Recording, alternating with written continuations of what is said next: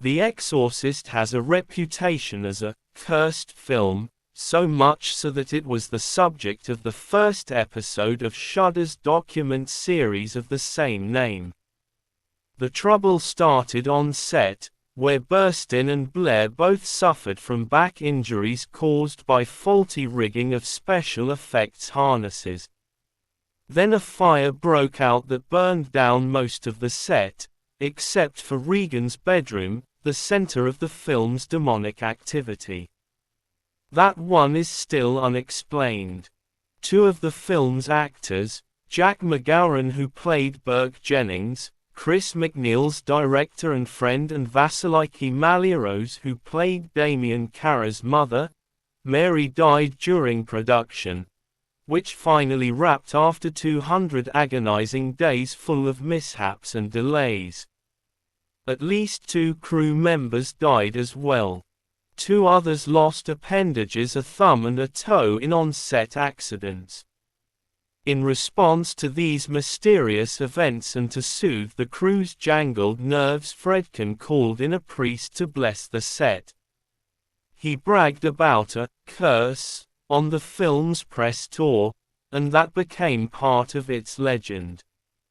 But perhaps the creepiest real-life tale tied to The Exorcist is that of Paul Bateson, a radiologist who appears in a small role as a technician in the film's agonizing angiography sequence.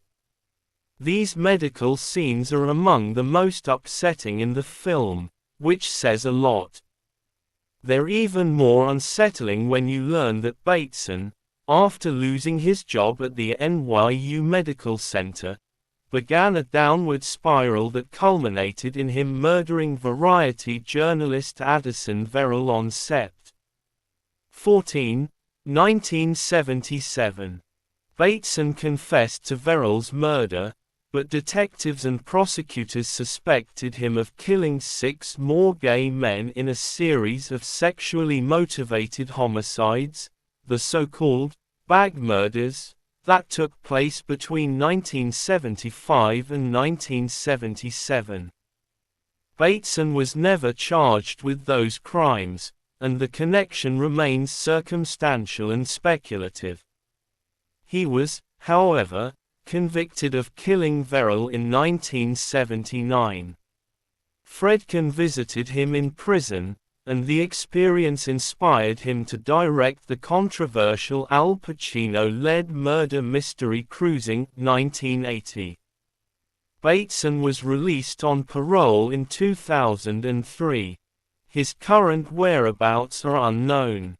When The Exorcist hit theaters in late 1973, exorcism in the Catholic Church was an obscure and little-discussed practice that was on the verge of extinction.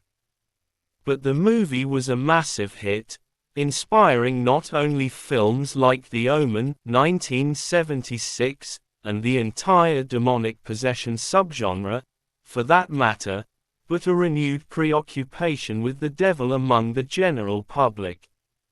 Reports of moviegoers fainting, vomiting, and running out of theaters in fright were common. One woman claimed the film caused her to have a miscarriage, and it was blamed for several nervous breakdowns. The real case that inspired The Exorcist.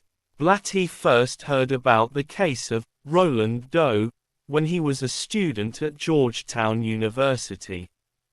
A professor told him about the case of a 13-year-old Maryland boy who had recently undergone, between 20 and 30 inches exorcisms over 2 months, primarily in Missouri.